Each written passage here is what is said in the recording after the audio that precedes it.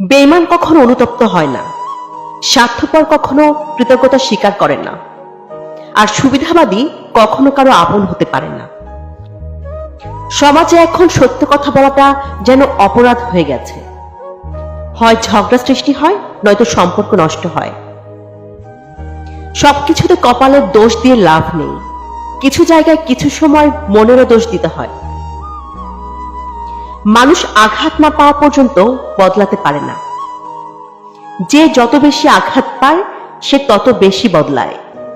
মানুষের পতন সেই সময় থেকেই শুরু হয়ে যায়, যখন সে আপন মানুষকে হারানোর জন্য পর মানুষের পরামর্শ নেয়। খুব সহজে মনের কথা বলে ফেলা মানুষগুলো আর যাই হোক, অন্যের ক্ষতি চিন্তা কখনোই করতে পারে না। ছোটবেলায় শিখেছি, তুমি কারো ক্ষতি না করলে কেউ তোমার ক্ষতি করবে না। আর বাস্তবে শিখলাম, তুমি যার ভালো চাইবে সেই সবার আগে তোমার ক্ষতি করবে। বদলে যায়নি, অধিকার হারিয়ে গেছে, তাই বিরক্ত করা ছেড়ে দিয়েছি। জীবন খুবই সুন্দর, তাই না?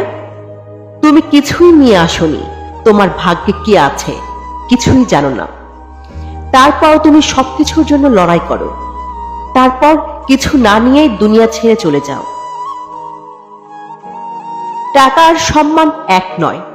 টাকা তো ভিক্ষা করেও পাওয়া যায়, কিন্তু সম্মান সেটা তো কর্ম, ব্যবহার আর চরিত্রের মাধ্যমে অর্জন করতে হয়। আমার কাছে সেরা মানুষ তারাই, যারা অহংকার করার মতো অনেক কিছু থাকা সত্ত্বেও তাদের মাঝে অহংকারের ছিটে ফোঁটাও নেই।